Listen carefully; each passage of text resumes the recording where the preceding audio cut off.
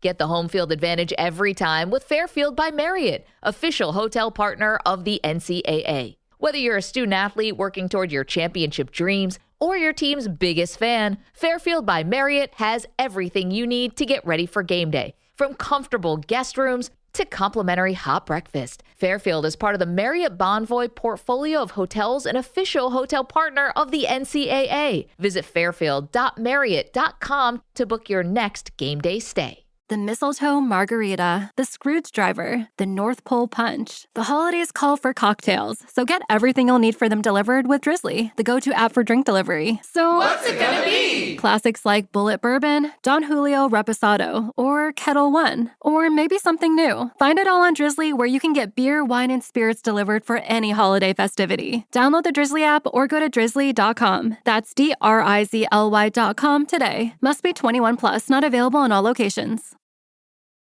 At Grainger, we're for the ones who specialize in saving the day and for the ones who've mastered the art of keeping business moving.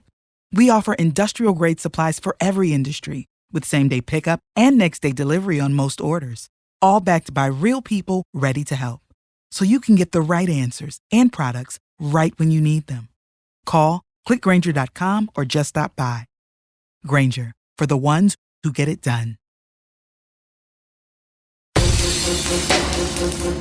Welcome into The Verge, a show which covers the Baltimore Orioles minor leagues. The Verge is part of BSL Radio. Baltimore Sports and Life is dedicated to analysis and discussion on the Orioles, Baltimore Ravens, and the University of Maryland. The site has a team of writers providing coverage of those teams and houses live streaming content weekly. Join the conversations at the message board, like BSL on Facebook, and follow BSL on Twitter.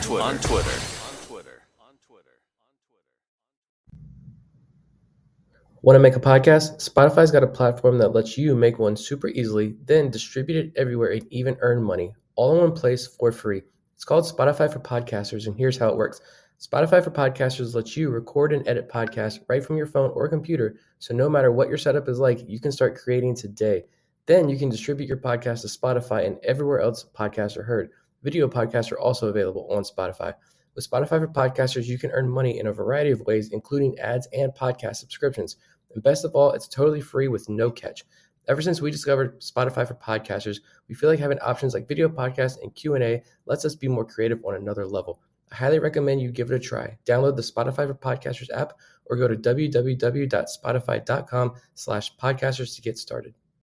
Welcome to On the Verge. This is Zach Spedden, joined by Nick Stevens. Our co-host Bob Phelan is out this week, so Nick and I will be on the show tonight to get into some of the latest news surrounding the Orioles. We'll look ahead to Sunday's MLB draft, give our final thoughts on some of the players that the Orioles could target with the 17th overall pick. And while we're at it, we'll look back at last year's draft class and look at how those players are performing roughly a year after they were drafted. We'll have that and more on tonight's show, but first, we got to start off by welcoming a new member to our Patreon community, and with that, I'll turn it over to Nick. Yeah, we had one new patron this week, Keith Gillies. That last name definitely sounds familiar. But welcome, Keith. Signed up for the year at the AA level. So just $5 a month, get you in at the AA level. Sign up for the year, get you a nice little discount. Definitely check out patreon.com/ontheverge. Check it out. Check out all the perks.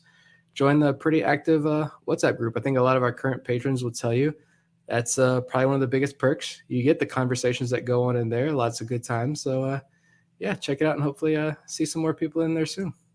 And a programming note for those who are patrons or are thinking about becoming patrons tonight.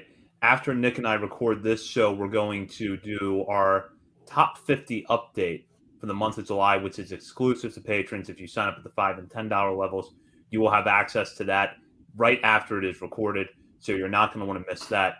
We're going to start off tonight's show by congratulating the 4 representatives from the Orioles who will be in next week's All-Star game in Seattle. Adley Rutschman and Felix Bautista make the game as was expected, and they will be joined by reliever Yenier Cano and outfielder Austin Hayes. And it is such, first of all, congratulations to all 4 of them.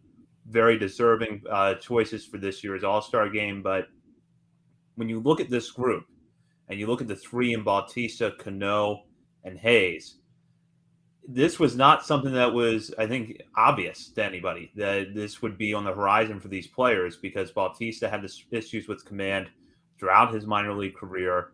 Cano had really struggled in the major leagues up until this year in the limited opportunities he had gotten and had struggled with command during his time in the minor leagues. And Austin Hayes, if you've been following the Orioles in recent years, you know his whole story.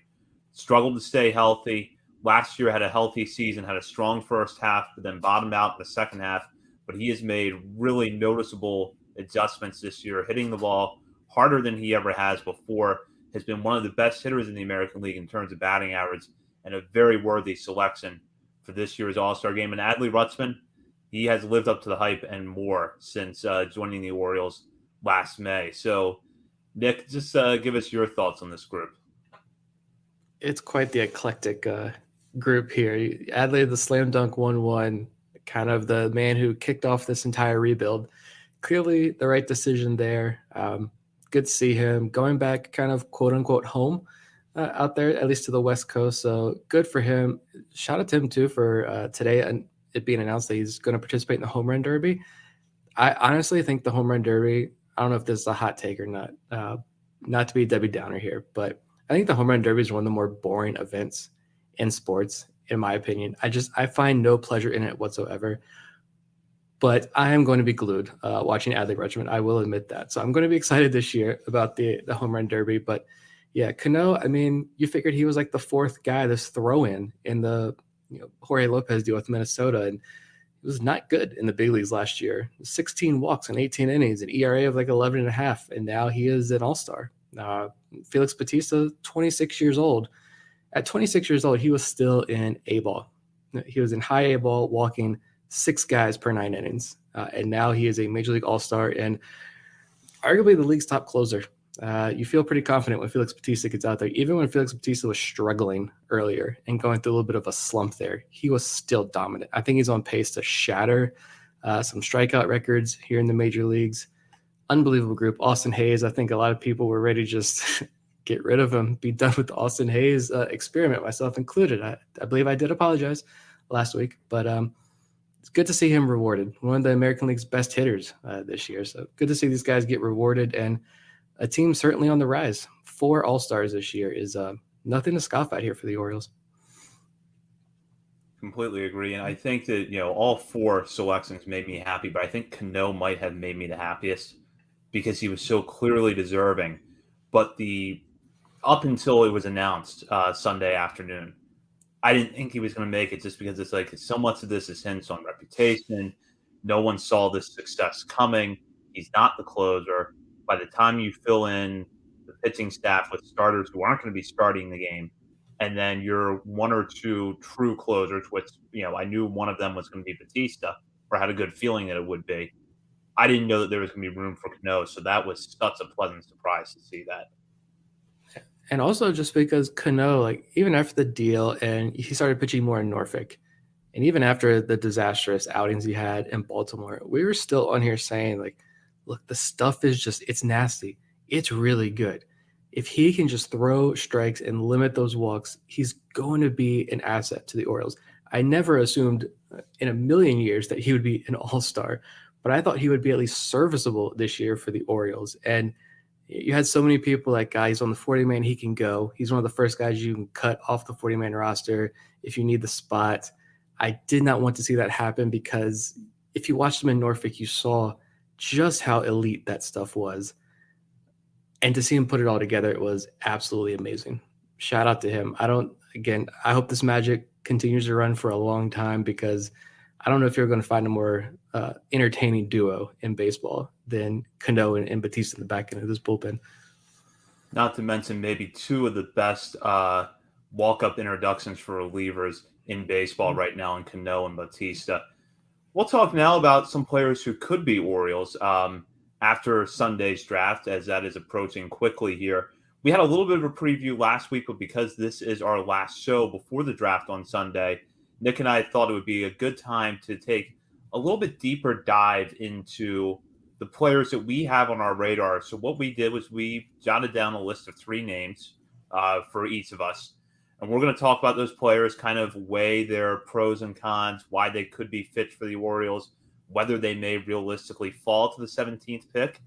And then we'll talk a little bit after that about what the overriding strategy could be for the Orioles this year and whether or not it's going to be another draft that is hitter heavy or if they go with a few more arms with the early picks and whether or not they possibly cut a deal somewhere early in the draft to find a player who has fallen because of signing bonus demands.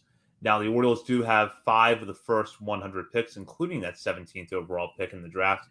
So we'll start off right there with that first pick, and we'll each name a player, and I'll start with Nick, who's got 3 bats that he's got his eye on. Yeah, let's start with my top choice. And I told myself going into all of this that there's pick 17. There's 30 different avenues the Orioles could go down. I think Brad Selig gave an interview there to the beat writers, pool of reporters in Baltimore, and said there's 20 to 22 names on the Orioles list right now. They can't dictate their own strategy this year, right? The 16 teams ahead of them are going to push them in certain directions. But the name at the top of my list that I am getting more and more excited about, and I am going to be disappointed if he gets selected before 17, which seems very likely, but it's shortstop Arjun Nimmala, Strawberry Crest High School out of Florida. There's talk about him going in the top 10.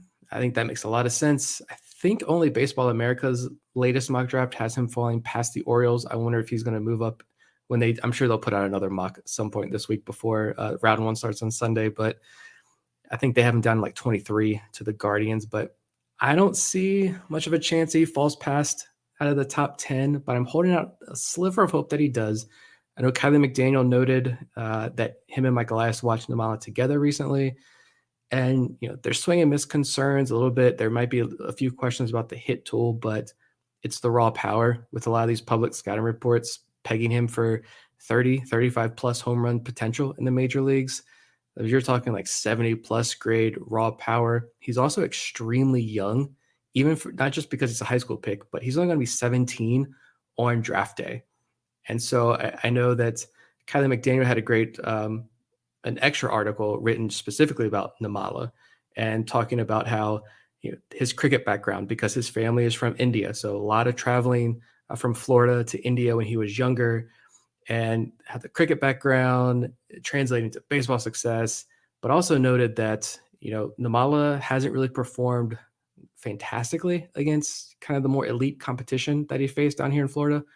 But because he's so young, he's already facing guys much older than him, and the tools and all the batted ball data and everything else really stick out for Nimmala. And the big selling point here is the age. And Kylie noted in that article something that I know Stephen Loftus talked about all the time when he was our amazing draft analyst before the Atlanta Braves hit the jackpot, but talking about how being young for the class is one of the strongest indicators of future success for high school position players. And so Nimmala being the youngest guy, Orioles being a model-driven team, Nimmala just seems to check a lot of the boxes here. So I like this. And more importantly, I think based on Kylie's article, it seems like on the 20 to 80 scale, like Nimmala breaks it in terms of like his mindset, his attitude, and everything between the ears. So like I get more and more jacked up watching the videos, reading everything I can about him. I really hope he falls past pick 16 there. If he's there at 17, I think slam dunk, he is the pick for the Orioles. The closer we get to the draft, the more I like this possibility that it's going to be Nimmala, because for all the reasons you mentioned, he checks off basically every box that the Orioles have when it comes to high school hitters. Young, kind of a fast riser, strong, can hit for power, plays up the middle now, but if he does have to move off a shortstop, should project nicely for third base. I think this makes a lot of sense for those reasons. I do wonder, though, where he's going to fall. And what I think is going to be interesting is that if you look at maybe the first 5 picks or so leading up to the Orioles. Joe Doyle, for instance, in his most recent mock draft, or actually his mock draft he put out a couple weeks ago, had Nimmala going to the Giants at 16, one ahead of the Orioles. We also have the Red Sox picking at 14. They have a little bit of a track record of going for high school bats. I think he could also make a lot of sense to Arizona at 12. So there are a lot of teams in that mix that could take Nimmala. But I agree with you. If he's there at 17, he's got to be at the top of the board for the Orioles. Yeah, I think he is. It seems like this draft class in particular, the high school class is very, very deep. And if you can hit a home run here at pick 17 with Namala, and then maybe, the second round pick, you can go, I don't know, the college route, maybe more of a senior sign guy. I don't know. There's Joe threw out the name, Mitch Jebb as a possible pick, the Michigan State shortstop as a possible underslot pick there at 17. So the Orioles can go in on some more high school picks later on. But I think you grab Namala here at 17. Maybe he falls. I don't know anything about the financial aspects of all of this, but I imagine you're not going to be paying him overslot, I wouldn't think, if he falls down to 17. And so the Orioles don't have a loaded war chest of money here this year in the draft, but they did get that extra comp pick, I believe, in the third round. So they added about, I think it was a little over $1 million to their signing bonus pool this year, but they've got a little bit of extra money.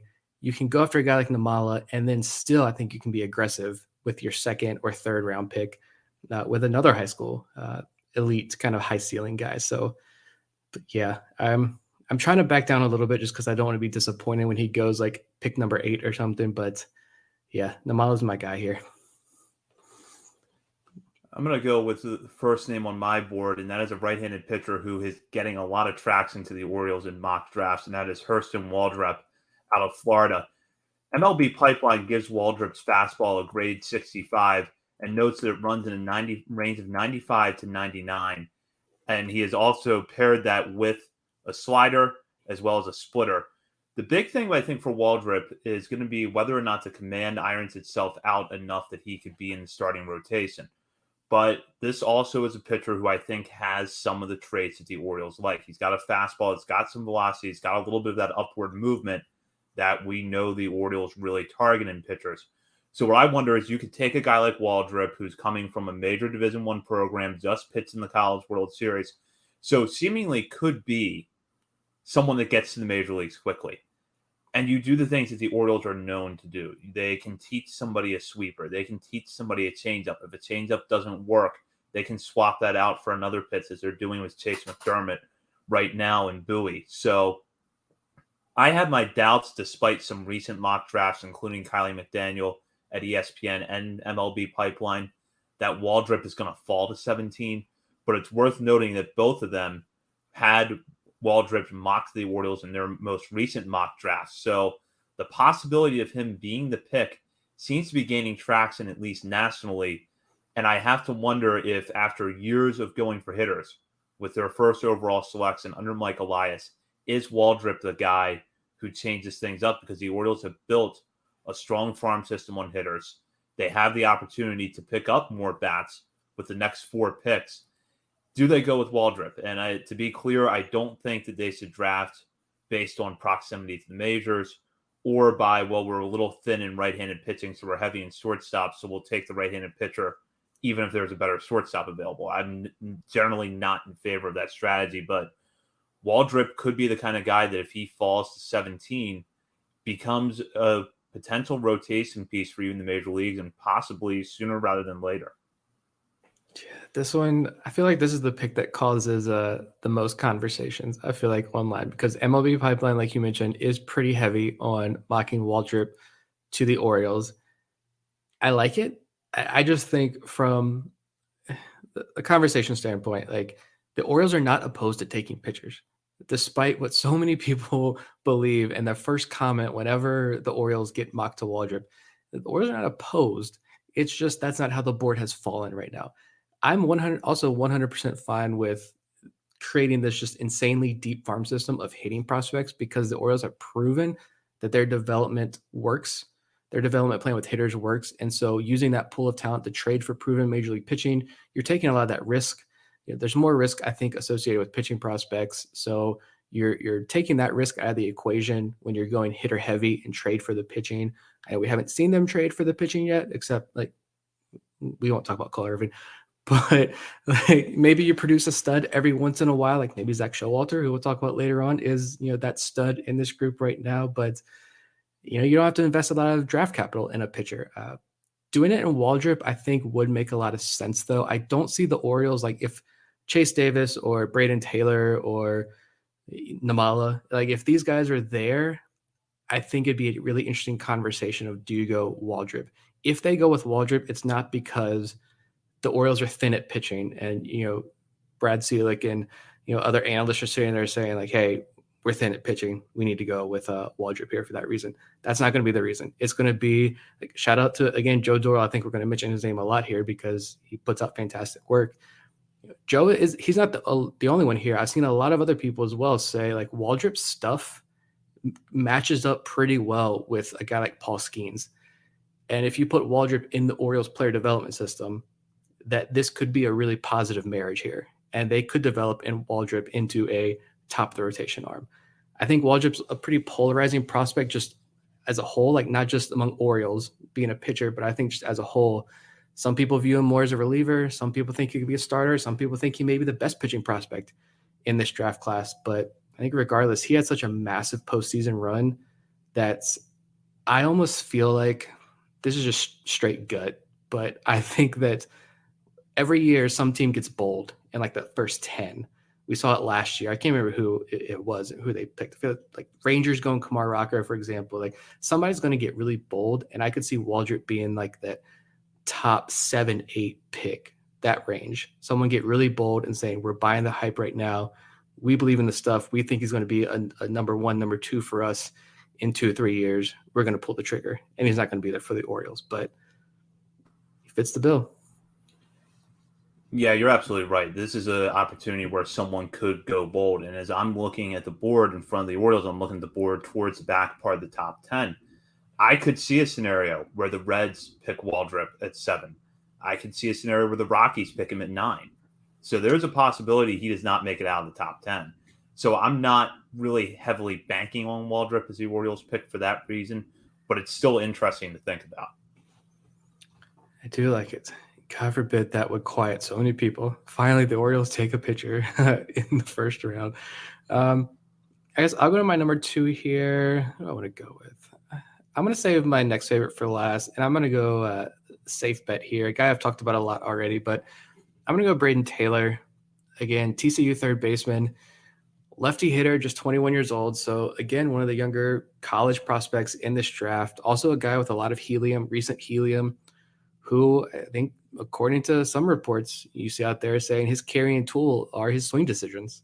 So, again, a lot of check boxes there for the Orioles. I know he's been referred to as an analytical darling. It's the Orioles being analytically driven, model-heavy team with the draft. Taylor definitely fits that bill there.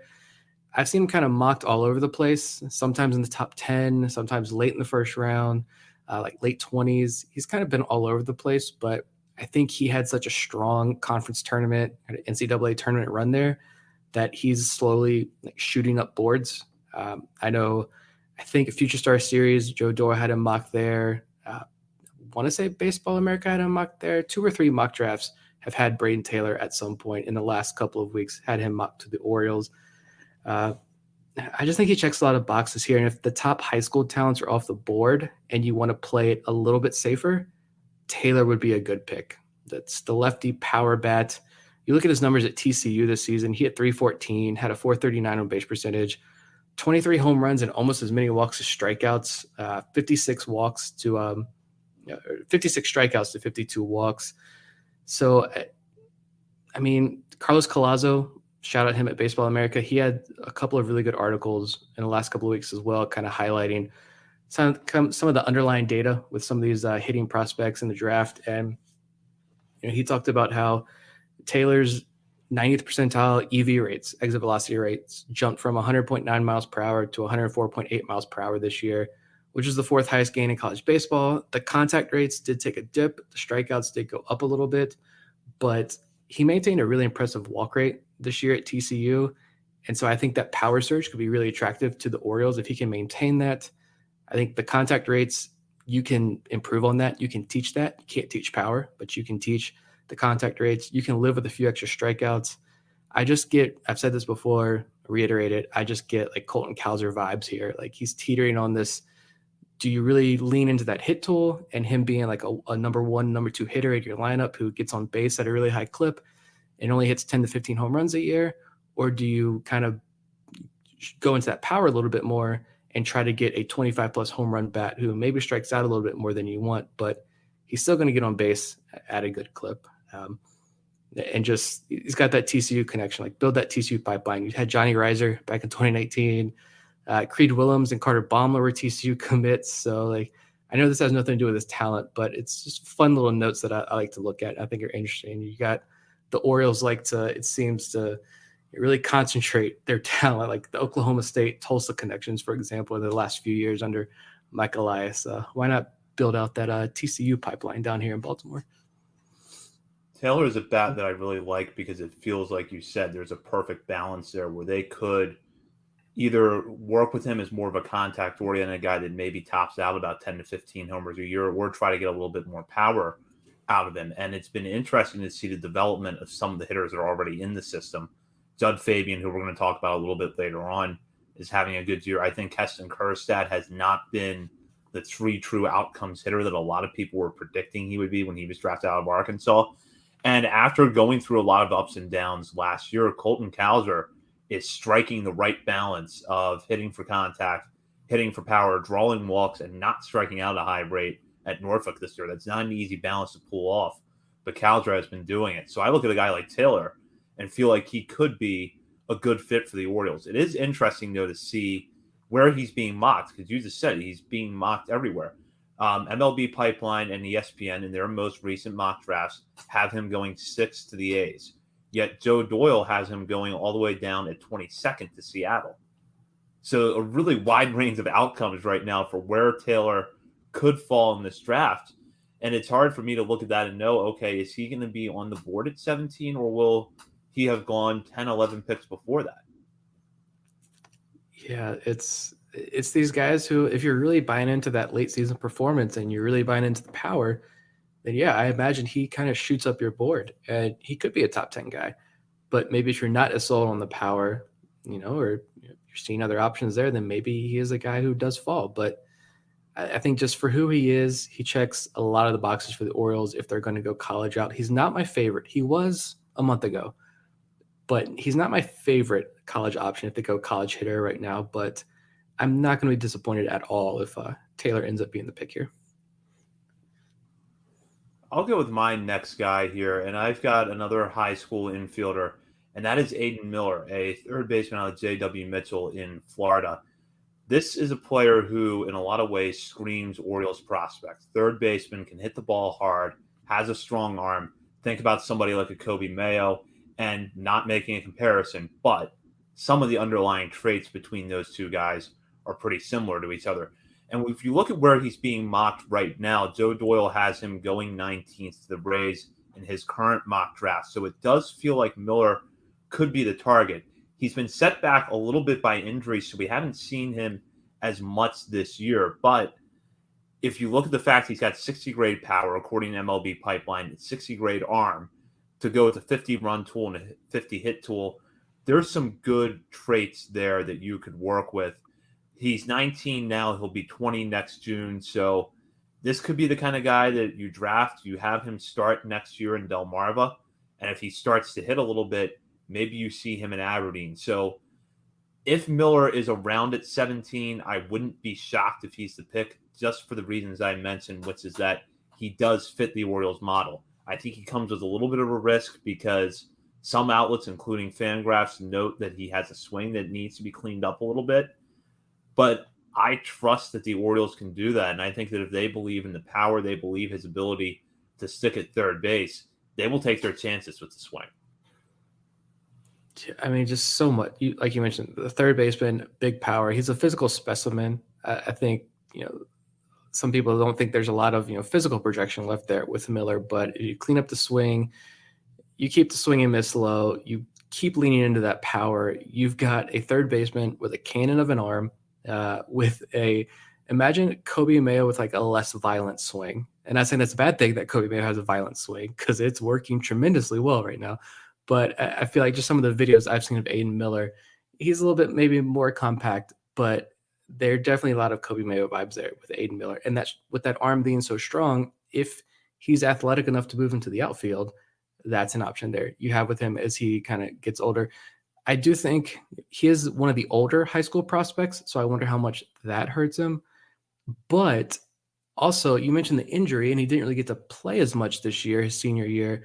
I almost wonder, and again, I don't know anything about the financial side of this, and the financial side of this is probably arguably the most important of this because it dictates how you handle those first 10 rounds of the draft. But I almost wonder if he falls down to 17, which I don't even know if 17 is a big fall for Miller, but if he's there at 17, is there any possibility that the Orioles say, hey, like, you're going to keep falling. If we don't take you here, you're going to keep falling because of the injury. So maybe they can cut a little bit of a deal with Miller. I don't know if he's got the leverage. He's a high school kid. He can just go to college. So he's still got the leverage. But maybe they could say, hey, like, let's get a little bit of a discount here with Miller. You still got a guy who is potentially like a top 10 talent. You're getting him at 17. He's got all the ceiling in the world. You're getting him in the system, and you get to save a little bit of money to play around and go get another high ceiling high school kid who falls in the second round. Again, that's just me spitballing, pure speculation. I have no idea, but if that is the case and that's how it plays out, that could be a pretty cool situation that plays out there for the Orioles. It's just loud. He just has such loud tools with the power and the arm that I feel like if he's in the mix, he's got to be a choice. And especially because if the financial component, as you mentioned, favors the Orioles taking him, they could do that. I like it. And it's power. Like, that's the first thing you want to look for here. Power is definitely a major selling point here for the Orioles, because again, you can teach us swing decisions. Guys struggle with breaking balls. You can teach that, but the power, that raw power, it's a lot harder to teach. And so if you already bring that into the organization, and I think Eve Rosenbaum even touched on that when you guys talked to her a little bit in that interview. So that definitely perked my ears up a little bit. But I'm going to go to my favorite college hitter. And I do think it is going to be, if there's a run on high school kids early on, I'm conflicted about where they go. Like, do you go with, I hate saying safe, but we'll say higher floor, maybe the Braden Taylors, or my next guy here that I want to highlight, Chase Davis, who's becoming my favorite among the college hitters. Or do you go, as Joe Doyle has mentioned, there are whispers that the Orioles really love Mitch Jebb out of Michigan State. He's not a power hitter. He's a lefty, more slappy type hitter who's going to get on base at a high clip. He's not going to strike out a whole lot. He had some ridiculous strikeout to walk numbers at Michigan State. But do you cut a deal there with him, save a bunch of money in the first round? Or do you go with a guy like maybe even like a Colton Ledbetter out of Mississippi State? I know when we first started talking about the draft, Ledbetter was mocked to the Orioles a couple of times. But I like Chase Davis a lot because, again, he's younger, 21 years old, left-handed hitting outfielder who's coming off a 21 home run season there at Arizona. More walks and strikeouts, 43 walks to 40 strikeouts. And the kicker for me is that his 2022 strikeout rate was about 23%. He dropped that to 14% this year, but maintained a 16% walk rate. So he cut down on the strikeouts, kept his walk rate the same, and he increased his max EV as well. He's got a 115.6 max EV, 90th percentile exit velocity of 110.6 miles per hour. Again, Joe kind of mentioned entering the season, there were major questions about his hit tool, but he saw his contact rate spike by 10% this year. And so he's one of the more premier hitters in the country in terms of chase rate, swing and miss rate, and exit velos. I'm trying to find that. Jeff Ponce at Baseball America, I think just yesterday, had a great tweet noting that since 2018, there are only 3 college hitters with a 90th percentile EV over 108 miles per hour and a strikeout to walk ratio under 1. And Chase Davis was one of those hitters. So I feel like some of the reports kind of mentioned maybe some possible swing and miss concerns there with Davis as he faces more advanced pitching. But if that's the big concern here, like, put him on the Judd Fabian development path and let this kid cook in Baltimore. Yeah, if there is a run on high school hitters early on, I have to feel like Davis becomes a more realistic option for the Orioles. I was looking at FanGraphs report here, and it notes that he is at a hitter-friendly environment in Arizona. Eric Longenhagen also said that Pac-12 pitching isn't that good right now, but He also says here that Davis is, quote, much more talented than a lot of recent U of A draftees and is likely to get enough power to at least be the larger half of a corner platoon. Which is a good value at a 17th pick, I feel like. If you have that, especially if you pair that with the good walk to strikeout numbers. And I think that's going to be the key for Davis is can he get into pro ball and maintain that against better pitching?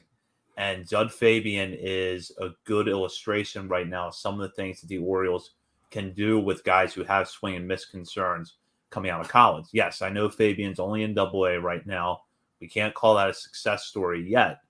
But he tore through Aberdeen at a rate that I don't think a lot of people saw coming. So you take a guy like Davis, who has actually been rising a little bit this year, and you put him in the Orioles player development system, I think that they can do some good work with him. Yeah, you see some mock drafts too. I don't know about MLB Pipeline's the latest one. I don't have that one pulled up if he's in their first round, but I think they've been pumping him out pretty consistently here. But I know at some point in the last couple of weeks, like Chase Davis wasn't even in their first round conversation. And so you got some mocks leaving him out completely the first round, but I feel like, I don't know, the quote unquote underground, like the Twitterverse, I feel like Chase Davis is a very hot name right now over the last couple of weeks, which obviously he's not getting like, major league franchises aren't overlooking this kid, but I just feel like he's going to be a name who pops up a lot earlier in the first round than some people are maybe expecting. And again, just for whatever reason, I truly believe that you look back 5 years from now at this first round of the draft, wherever Chase Davis gets selected, whether it's Baltimore, whether it's somewhere else, I just get a sense that Chase Davis is a really good option of being one of those guys who you look back 5 years later and you're like, man, that team got a value with where they got Davis at. I don't know what it is. Maybe it's all the recent hype and I'm buying way too much into it, but he's becoming, if it's a college bat, I think Chase Davis is definitely number one on my list right now. So let's quickly round that up with Davis. I think he is kind of an interesting case study in some of these more recent mock drafts. MLB Pipeline, their June 29th mock draft, which was the most recent I could find as we were getting ready for the show earlier today, had him going 27th to the Phillies. Joe Doyle has him going 20th to the Blue Jays. MLB Pipeline, meanwhile, ESPN has him going 23rd to the Guardians. Keith Law, in his most recent mock draft, which was on June 29th, did not have him in the first round, but noted that he has heard that he's connected to the Padres at 25th. All right. So, yeah, again, that's why I get the sense that I think I said this when I recorded the weekend episode a couple of weeks ago and just went draft heavy there, that Davis is going to be a pick who you're watching the broadcast. Maybe it doesn't get a lot of love initially. You see MLB Pipeline put out 30 minutes after the first round is over their round one draft grade articles, because grading the MLB draft 30 minutes after it's over is always a great idea. And, the Orioles get like a C, right? There's potential with Davis, but, they reached on him. They passed up so many other talented players that they could have grabbed here. But again, hop on Twitter and you're going to see kind of even more knowledgeable minds sit there and be like, I love this pick so much. I mean, I've seen some people kind of say the underlying batted ball data, he matches up there with Dylan Cruz and Wyatt Langford, guys who are going to go like 1-2, 1-3, like they're going to be top 3, top 4 picks. And Chase Davis's batted ball data matches up kind of pound for pound with those two guys. So that's kind of what's selling me a little bit harder on Davis there. I'll go to my last guy now, and this is someone that has been getting a lot of hype going into the draft, not necessarily because he's a top prospect, but because he may have the most unique profile, and that is Bryce Eldridge, a two-way player who is in high school right now in Virginia. Eldridge currently listed at 6'7", 223 pounds, bats left, throws right. MLB Pipeline, their scouting grades give him a 55 fastball, 55 slider, 50 changeup, and 50 control. The fastball, they note, can ride 95 to 96, and he has a very effective slider that goes in the low 80s and the chance to have his changeup improve. Meanwhile, he currently grades at 50 grade power to go with a 50 grade hit tool. So this is someone who has a very interesting two-way profile and is young. Right now, he's 18 years old, born on October 20th, 2004. So he'll be 19 in his first full season next year. Where I sort of struggle with Eldridge, and I'm curious to get your thoughts on this, because some earlier mock drafts that came out maybe about a month ago did have the Orioles taking Eldridge. And although that seems to be cooling a little bit, there's still whispers that he could be the pick. You'll see some mock drafts note that the Orioles might look at him, even if they don't project him going there. What I question with Eldridge is that you have someone his size. If the two-way profile doesn't work out, can you live with the fact that you took a first baseman in the first round out of high school? Now, there are some scouting reports that suggest that he could play right field because of that arm, and he is athletic. I just wonder, are you going to do that if he's been pitching for 2 or 3 years and it doesn't work out? Does the more, expedient thing and the easier thing and perhaps a better thing to do for his arm long term is to put him at first base? And that's where I really struggle with Eldridge. But someone's going to take him in the first round, and someone's going to have a really interesting prospect in their hands, and a guy who could become one of the top prospects in the game in a few years. But there is a risk factor there if you are going to go with the two-way approach. Yeah, you nailed it with that point there. For whatever reason, he also just screams Yankees pick. So maybe I will feel better if the Orioles can grab him and turn him into something. But I don't know why he screams Yankees to me. But I love that point you made there. I love the pick if it is him. I love the Virginia connection. Obviously, I know his coach down there at James Madison High School. He's a fantastic coach. So you got no character concerns there with this kid at all. I know he's kind of been dubbed this American Ohtani, which that's a lot of pressure, a lot of hype on this high school kid. But it sounds enticing. We know the Orioles love their tall pitchers in particular. You mentioned he's 6'7". 3 pitches and control that all grade out, I think, at 50 or higher. Fastball touch is 97. Yeah, he's a right-handed pitcher, but he's a left-handed hitter, like you mentioned as well, with incredible raw power. If he's the pick, I'm celebrating it. Like, let's get crazy. Let's watch some tanks fly in Salisbury next year. But I don't know. Obviously, the Orioles aren't going to come out and say this, and I imagine because they took Nolan McLean last year, and I believe they said, I can't remember exactly, but I'm pretty sure they mentioned after taking McLean that they were going to let him hit and pitch, at least initially. I don't remember, but if you're going to let Nolan McLean do it, like, why not go the high school route? The kid who has the even higher upside, and he's got that kind of same raw power, but from the left side. Why not let him try it? But at the same time, like, I think MLB.com had an interview with him just recently.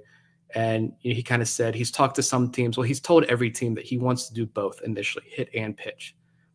So, and some teams he's heard back from that said, yeah, we're not into that. We're not going to go that route. Some teams are like, let's do it. We're all about that. And some are kind of iffy, but they're willing to let him try.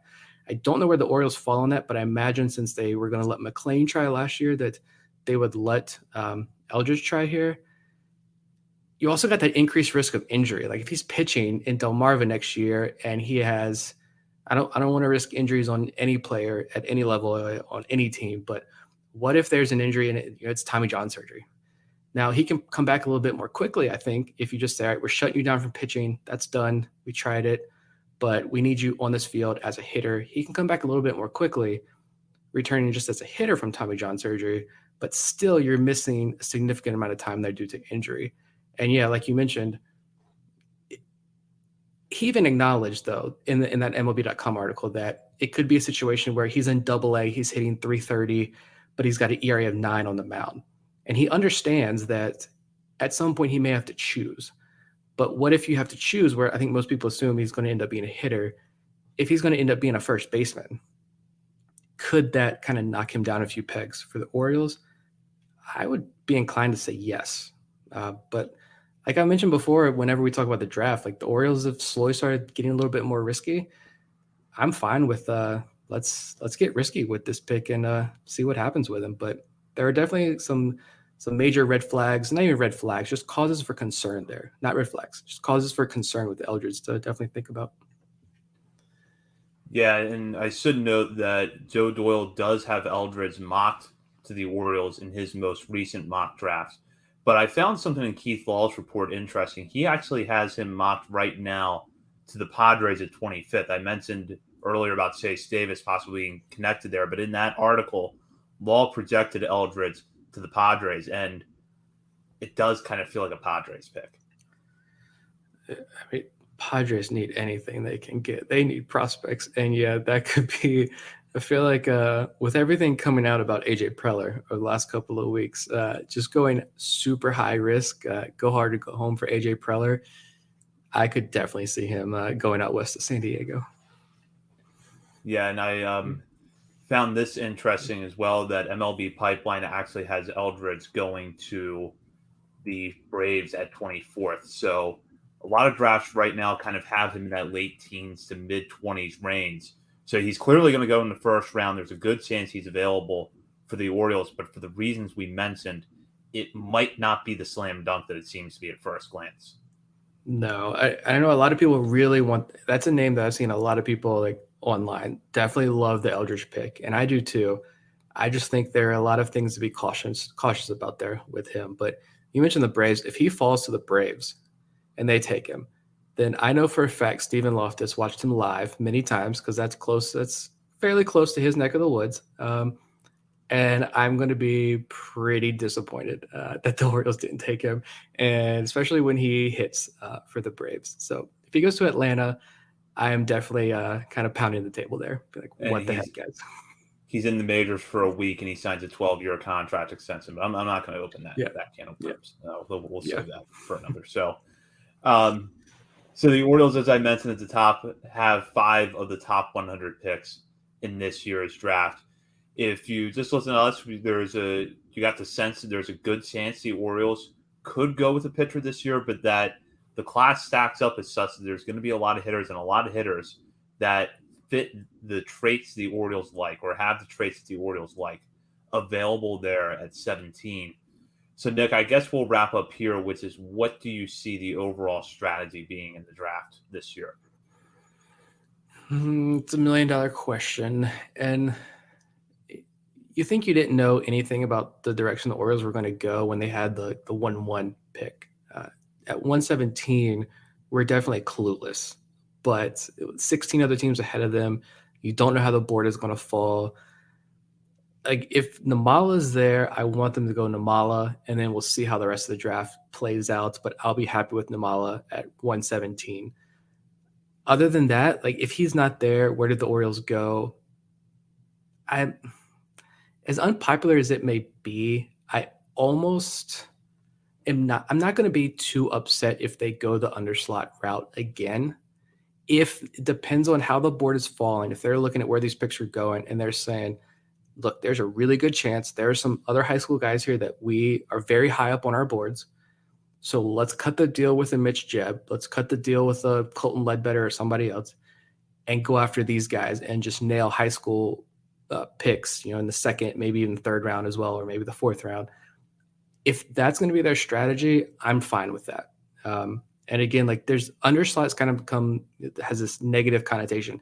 It is not negative. It's just you're saving money to spread those assets out around and spend that money elsewhere on higher ceiling guys. I'm fine with that. But I think the high school class is so deep and the Orioles can be more risky. If Eldridge is there at 17, I think they're going to go Eldridge. I think that'd be a great pick for them.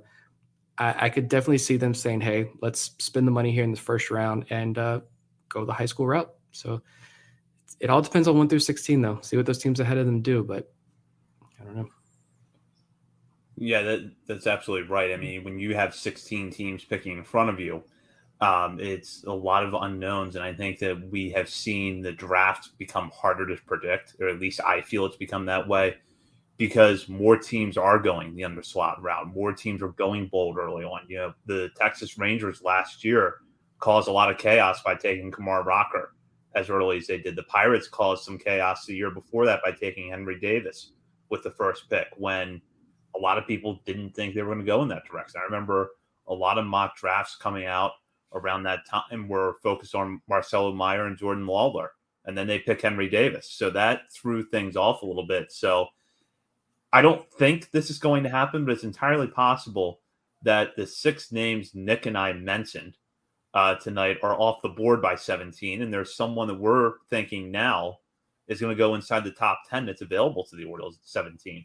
One thing I would say is that, and I know this is really hard, but if they go under slot with the first pick, at least let the next 4 picks happen before you analyze what they did and try to grade it, because they could very well get a player with one of those later picks that no one expected to fall. They could find someone at 53 that no one expected to fall that far, and all of a sudden their first 2 picks in the draft look great. My expectation for this year, just based on the way the class shapes right now, is that it's going to be a high school bat with the first pick, and that you're going to see 1 or 2 picks inside those first 5 that are riskier because the Orioles can afford to take those chances now. Nolan McLean was that risk pick last year. They didn't sign him. That doesn't mean they're not going to try to go a similar strategy this year, even if it's not a two-way guy. Judd Fabian was a risk. So they can afford to take risks, and I expect them to do that somewhere inside those first 5 picks. And a name I think I've been seeing gaining a lot of steam, and the Orioles, maybe they already have a little bit of relationship there, but I'm not going to be shocked. I'm going to throw out one more name for a top 2-3 round pick there.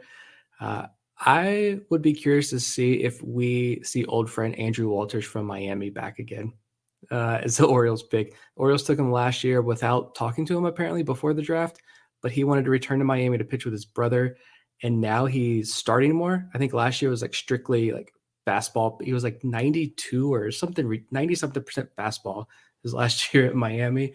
He's expanded that a little bit more. He's doing some starting, so that could be. We've seen the Orioles take your Alex Phams, your Daniel Lloyds, and all these guys and convert them to starters, Ryan Watsons, etc. Maybe Andrew Walters is another guy like that as well. I think it's going to be a lot more fun than the last couple of years, to be honest, just because the unknown for like the diehards. I know for the more casual fans, it's not Jackson Holliday, it's not Drew Jones at 1-1, so it's going to be probably a little bit harder to follow along. Or maybe because of that, you're picking later in the first round, the major league team is so good, you're not paying attention at all to the draft. That's fine as well. But I think for the diehards here, this is going to be a lot more interesting and a lot more fun, especially if they do go under slot. They're going to hit some home runs, I feel like, later on in the draft. So those high school picks become even more interesting in my mind.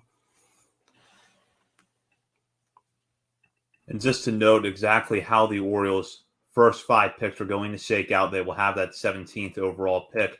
They won't pick again until the second round when they're going to have the 53rd overall pick in the draft, but then a pretty quick turnaround to the 63rd pick, which will fall in competitive balance round B. And then they will pick again at 86, which will be a 3rd round pick. And then they'll have a pick again there at 100 to round out or toward the end of that round. So the Orioles, 5 of the first 100 picks, pretty decent balance in terms of where those picks fall. But we're going to have to wait until Sunday night to see exactly what they do. We'll look now back at last year's draft class. It was about this time last year we were trying to figure out who were the Orioles going to take that number 1 pick. Was it going to be Jackson Holliday? Was it going to be Drew Jones? Was it going to be Tamar Johnson? Was it going to be Brooks Lee, as everybody kept insisting it was going to be, and then it wasn't? And it turned out it was Jackson Holliday, and he's now the number 1 prospect in all of baseball, according to most national outlets. He has not been the only highlight out of that draft class, though. Judd Fabian has hit his way to Double-A Bowie in his first year. Zach Showalter has arrived on the scene and is pitching very well down in Delmarva right now.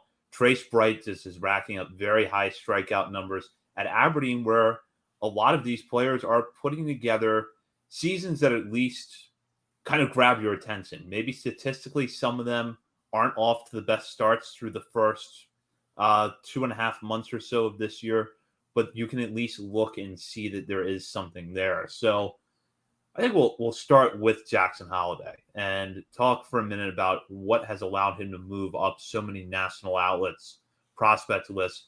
Between Delmarva and Aberdeen this year, he's piled up 310 plate appearances, and this was entering Monday's action, and is batting .317 with a .970 OPS, 7 homers, 49 RBI, He has walked 62 times while only striking out 64. His defense at shortstop looks excellent. He has some of the best, if not the best, strike zone judgment of any hitter in the Orioles farm system. He's only 19 years old, but it feels like he's really not that far outside the major league picture right now. No, and I feel like he's also still pretty far away from like his ceiling. And I just think, honestly, you look at the top 100 list right now, like MLB, I pulled up MLB pipelines. I just pulled them up first. I panicked trying to find a list here. I don't like using their list number one, but they do have Jackson Holliday number one overall. And then it's Elly De La Cruz for now, Jackson Churio, Marcelo Meyer. Like those are all unbelievable talents. Jackson Churio did phenomenal things last year. He's a 19-year-old in Double-A already. He's been in Double-A for a while, I believe. Can't pull up the stats here fast enough, but yeah, he's been in Double-A for a while already and playing fairly well at that level as a 19-year-old. Elly De La Cruz, we've seen what he can do in the major leagues already. Unbelievable talent. One of my favorite non-Orioles players as soon as he came up. But to have Jackson Holliday ranked above like both of those guys, and not by just one outlet, but pretty much every single national outlet, I think that speaks volumes about what Jackson Holliday's ceiling is and just how good this guy can be. Kid, I mean, he's still only 19 years old. I just think that you look at what he's done, he's going to end the year in Double-A. I think it's pretty safe to say that. You see some comments like, oh, he's been struggling. He's hitting these slow patches here in High A. But you look overall, he still has a 157 WRC plus in 54 games with the Ironbirds this year. He's got a 20% walk rate, a 21% strikeout rate, 912 OPS. He's a clutch hitter, despite what, the Wilmington Blue Rocks broadcast crew who, I don't know, we can't watch 35 great national prospects highlights on Twitter anymore because we got blocked by the Wilmington Blue Rocks social media account. But, despite what they said about him, he's a clutch hitter, especially these last couple of weeks. I feel like late in games, he had the walk-off quote-unquote home run. I don't think, apparently the ball didn't go over the fence in Aberdeen, but they just called it a home run. I don't know. You can't see the video, so we're just going to say it was a home run. But you see a lot of late game heroics here from Holliday at the high level. That's good to see. I think he's got a couple more weeks. Like by August 1, he's up in Bowie, somewhere around that time frame. He's up in Bowie, spends a ton of time in big league camp next spring again, like he did this past spring, starts 2024 in Norfolk, and then he's up in the major leagues next year, like by the All-Star break, or not soon after. He is up in the major leagues with the Baltimore Orioles. Like the ceiling is that high, he's moving that quick, and he's got all the skill sets for the Orioles to be way more aggressive with him than they have with some of the other guys in the past. It feels weird to look at him now and think back to the fact that this time last year there was a question of who the number one pick is going to be, because he has just outperformed every prospect in baseball. And last year it was kind of like, oh, it's a fast riser. He's Matt Holliday's son. He can hit. He has good strike zone judgment. He's really mature. A lot of people like him. But then he got into pro ball, and all of a sudden we're looking at this kid who has the strike zone judgment of a 10-year veteran in the major leagues. And then this year it was, well, can he hit the ball hard? So the Orioles showed us he could do that by putting him up against high-quality pitching during big league camp and leaving him up there for most of the month. So I think by the end of March, we knew that Holliday was going to have a pretty special season. But it's odd to think that this time last year, that was not the industry consensus at all. No, I mean, you're like, oh, Matt Holliday's son. It's like, all right, cool. Like, all right, you have Drew Jones's son also in this draft. And I will fully admit, I was all aboard the Drew Jones trade because Andrew Jones is one of my favorite baseball players of all time. And I wanted his son and those bloodlines in Baltimore. People want to compare the stats already among these guys. That's not fair to do. I mean, they're all still enormous ceilings. They could all have fantastic careers. Other than Elijah Green, I feel like is the one the Orioles definitely did right in avoiding. I think he's like a 40-something% strikeout rate in the low minors right now. He's having a tough go of it, but the Orioles definitely made the right selection here with Jackson Holliday. I don't think there's any question. anymore. And yeah, like you mentioned, there's still a big gap. Like, I don't even think I have fully comprehended just how good this kid can be in the future. And if you look down the board, I think the other guy that we want to make sure we give extended coverage here to is Judd Fabian. Fabian was a guy that back in 2021 was seen as a potential top 10 pick going into that college baseball season. But then some of the swing and miss concerns that had been there throughout his relatively short college baseball career up to that point really caught up with him. He falls down the draft boards. The Red Sox grab him. I believe it was in the second round of that draft. They failed to sign him. There were reports then that the Orioles were in on him. He goes back to Florida, has a little bit better season. The Orioles were able to nab him in the second round of last year's draft using the draft pick that they got from the Marlins in the Cole Saucer, Tanner Scott trade. What Fabian has done this year has shown that he could be one of the best finds in last year's draft. Went to Aberdeen and batted .281 with an .882 OPS, 13 doubles and 9 homers in 56 games before being promoted to Bowie. Now at Bowie, he is only hitting .229. He has struck out 18 times in 54 plate appearances, but he's also already hit 4 home runs. So across the board this season, he's batting .271 with an .874 OPS, 15 doubles, 13 homers, 21 steals, and 27 attempts, all the while playing an excellent defensive center field. So, Nick, how far has Fabian moved up prospect boards this year in your mind, both with the Orioles system and perhaps nationally? I think pretty considerably. I do think they're going to look at the AA numbers early on, like right now, and say, like, hey, he's still striking out at a high clip. He's going to have to do a ton to, like, really kind of, get people over some of their preconceived notions about who he is as a player, which, I mean, it's not rare. Like, you see this all the time. I just think he's going to have to really outperform expectations to get that more respect from a national perspective. But, I mean, this guy, I think, just within the Orioles system is considerably moving up the rankings. I'm trying to look at ours and a little bit of spoiler here for he stayed consistent. He's still number 11 prospect right now. No, is he a little bit lower? What's our next? He's number 11 on my list. Number 12 on our latest update here.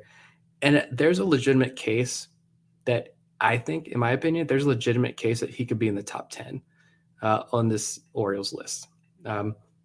He walked 2 more times and stole another base tonight, right before we wrapped up recording this, apparently looking at Bowie's box score. But he's in AA right now. He's got a WRC plus of over like 120. I mean, the strikeout rate is high, but if he can get that down to, the 25-26% range by the end of the year, I think he's going to be on the right path. We know that was a primary focus of his and for the player development staff this season. And he showed big improvements there in high A. Now he's got to do it in AA. And like you said, steal of the draft, I think this could be a tremendous value, at least in that draft. And I think a lot of teams are going to regret passing up on him. Looking at the 2022 Orioles draft class as a whole, what else stands out to you? Good, bad, or maybe just kind of something you're keeping your eye on? I think Dylan Beavers is a guy that the overall numbers are not what I think many people expected them to be. They're not what I expected them to be in high A, but we knew he was going to be a project. John Muley came on the show and talked about the overhaul that the Orioles are going to do to his swing this year. So to hopefully unlock more of that potential. So we knew this was going to be kind of a year of growth for Beavers. But I did look, and a couple of weeks ago, Baseball America's updated their top 30s, and they put out additional articles that look at like the biggest risers and the biggest fallers in each organization. And Beavers was on the Orioles list for fallers. And the quote there was, opposing evaluators have been unimpressed by Beavers' swing mechanics, plate skills, and lack of defensive value in the outfield. That's tough to read, but since that article has come out, only 9 games, he's hitting .297 with a .366 on-base percentage, a 128 WRC plus, has a 10% walk rate, a sub-20% strikeout rate, and 4 extra base hits. And I don't know if it was in this span or just beforehand, but he did just rob a home run too, not too long ago. So I would just say, like, ignore the noise about Beavers and kind of let this player development staff work. the range of outcomes we've always said is pretty wide with Beavers, but that ceiling is high. And if he hits, he's going to be a really good player for this team. And I think the other guy is Zach Showalter. You're going to have to talk me off a ledge here with Showalter, because Baseball America jumped him all the way up to 24 on their midseason update, which was shocking. I had to read that like 3 or 4 times to make sure, like, this is Zach Showalter. Was 11th round draft pick, 10th round draft pick, high school ranks last year that you had 24. And it is. So he's only 19, only made 3 starts in the FCL before they sent him to Delmarva. His first outing in Delmarva, he was getting his feet wet. But his last start in Delmarva, he struck out 6 guys and allowed just 1 hit in 3 2/3 innings. He had 12 whiffs. He pounds the strike zone. You can't tell me that the Orioles don't have good pitching prospects. Like Cade Povich and Chase McDermott can be rotation pieces if they can iron out a few things. Carter Baumler, they have guys with question marks. That's valid. But Carter Baumler, his question mark is he's got to stay healthy. But we were saying last year, Baumler has arguably the highest ceiling in this organization outside of Grayson. So you get him back on the mound. You got Povich, you got McDermott, and Showalter is right there. I think he is showing us rotation upside as a 19-year-old kid. So, yeah, I'm super stoked to continue watching Showalter pitch now that we get our own eyes on him with Delmarva. There was he had his most recent outing in Lynchburg, and Lynchburg has a really good center field camera angle on their MILB TV feed. You were able to see the movement on his secondaries, and you almost feel bad for Lynchburg hitters who are going up against him. He's got a good fastball. The secondaries are moving all over the place. And it's amazing to me that a guy who is only 5 starts into his career, that's all he's had, 5 starts so far, is moving up the way he is nationally. But when you watch him pitch, you can see it. You can see some of the traits where if you take the time to develop him, you've got a guy who could be in your rotation. I really believe that. I think Showalter has that kind of ceiling. He's far away because he's young and, as I just mentioned, he's very inexperienced. But the potential for him to be a starter is absolutely there. And then one guy that I'm still trying to wrap my head around what the Orioles actually have in him as a prospect is Max Wagner. He was coming into Monday with some numbers that were not very good, hitting just .217 on the year. And that's pretty disappointing for a guy that had a big season at Clemson last year. Yet he also has a walk rate that is over 16%. A 110 WRC plus. He's hit 8 homers, which I think for that environment in Aberdeen is a pretty solid number. And I have no clue what this means at all, but he is 21 for 26 in stolen base attempts after stealing just 4 bases total at Clemson over 2 seasons. So I don't know, is Roberto Mercado really, really aggressive on the bases? Is Wagner much faster than any of us ever realized? I don't know what the answer is, but Wagner can have stretches where he's not getting hit at all. And then he'll pull off about a 10-game stretch where he's the hottest hitter on that team. One thing that's interesting to note, batting average on balls in play for Wagner this year. I'm going to set a number over under 275. I'm probably going to say well under. 268. Okay. So still lower. Still running into some bad luck down there in Aberdeen. So I don't know what to think either. Still, he went on that. He started out 0 for 21, 0 for 22, and then he went on that incredible stretch. He has cooled off a little bit, but like you mentioned, he continues to walk. That walk rate, 16% walk rate's no joke. The stolen base thing, I don't think he's got that kind of speed. I think that's more high A catching / playing a lot of his games on that turf. That's a little bit faster. If he does, that's tremendous. That adds a whole nother wrinkle to his game. I think he's definitely a guy who could steal double digits in the big leagues, maybe if he were to get there. But I think the 21 stolen bases is definitely a statistical outlier there for him. I don't know. I'd be curious to get a look at his underlying data and what that says. I think he hits the ball tremendously hard. I think, like we mentioned, he is a project pick who cold weather environment, not a lot of time in college. So he's going to take some time, but that's why the Orioles like these younger players. Look at John Rhodes. I mean, he's he could be having that breakout just now, and it's his second year in Double-A when he's potentially having this big breakout here for John Rhodes.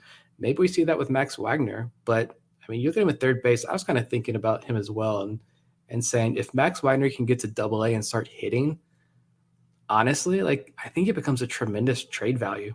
And this is some guy who you look at and say, like, yeah, he's clicking. He's a second-round pick. He's finally kind of hitting his stride, checking all the boxes. Some team's going to look at him and be like, yeah, he can maybe not be a headliner, but he's going to add tremendous value to some sort of trade package in the offseason, I think. Maybe not this offseason, but at some point in the future. And, on top of some of the positives we mentioned, he does play a pretty solid third base. So you're not looking at a guy that's really defensively limited. I think he can stick at the position at the major league level. It's just going to be that we know that the bar for third baseman offensively is set pretty high right now. And it's going to be a question of can he clear that? Yeah, you've got Gunnar over there. You've got Jackson Holliday who's going to be on the left side. You've got Kobe Mayo in this organization. Like it's tough. We're not going to talk about Cesar Prieto today, but you got Cesar Prieto playing shortstop for the Norfolk Tides, getting 4 hits, hitting like 300 something in AAA right now.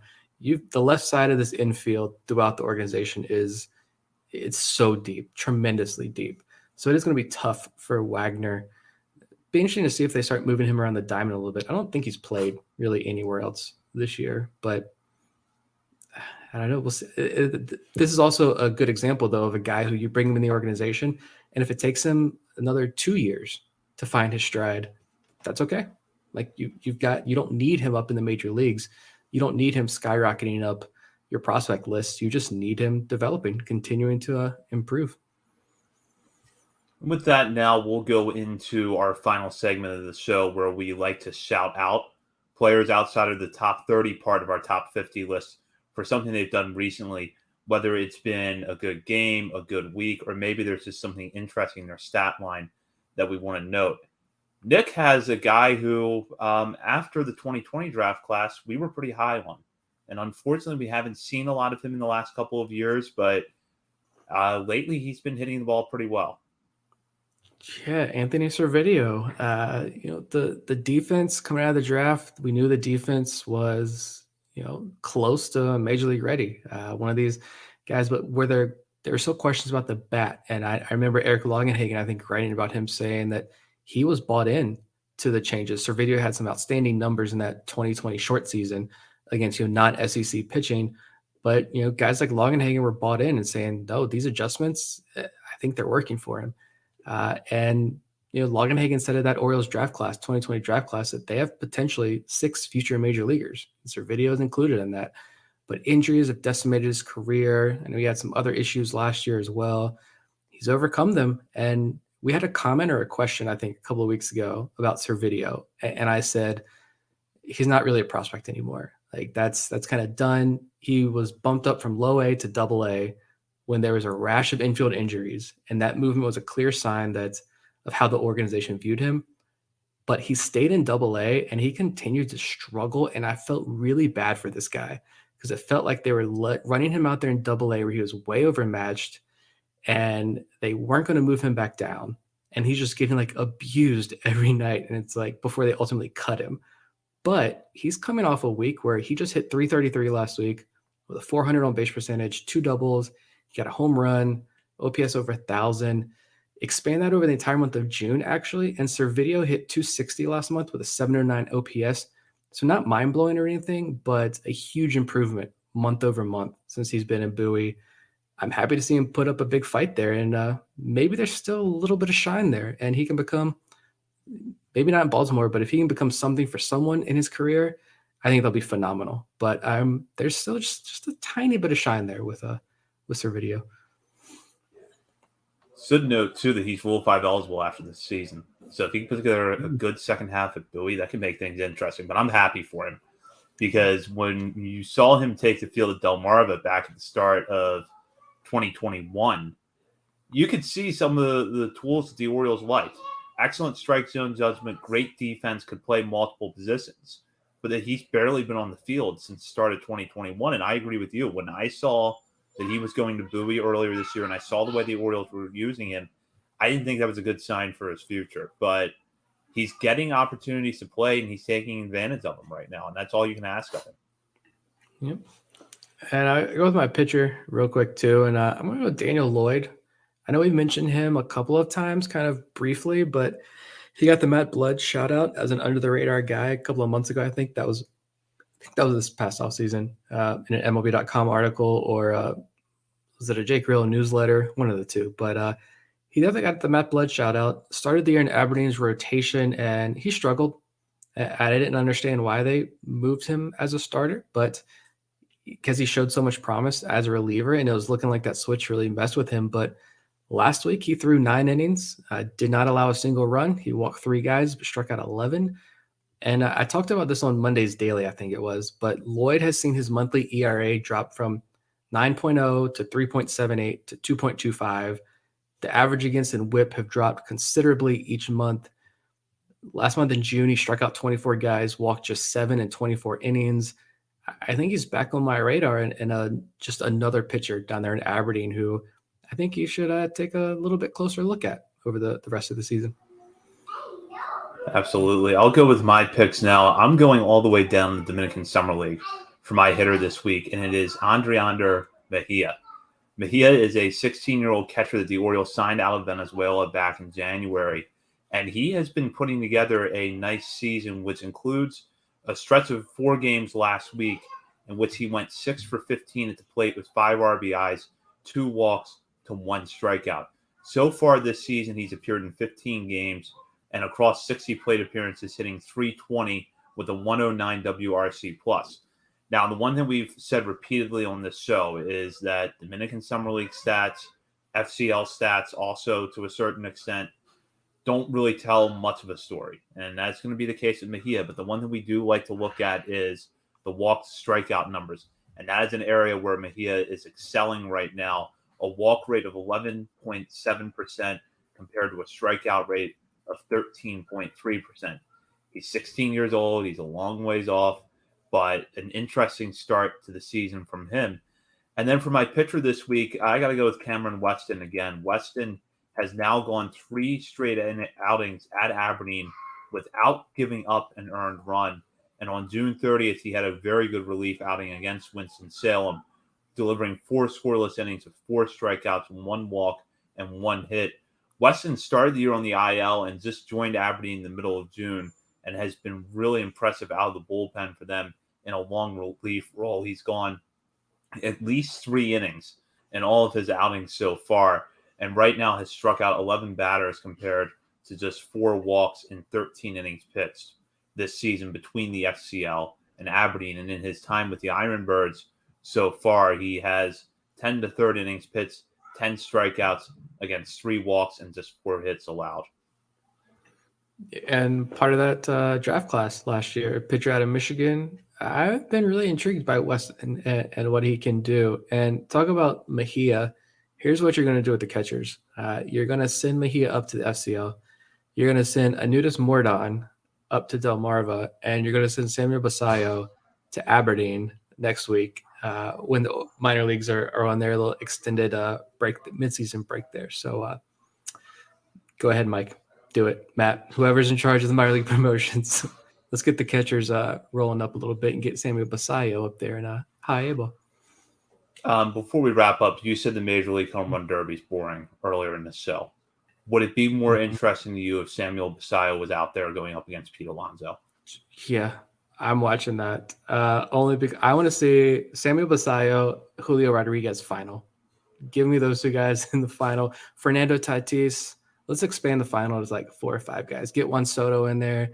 Get all these big personality guys up there. But Samuel Basayo, that lefty in the major leagues, I'm getting too excited thinking about Samuel Basayo right now. We should call it.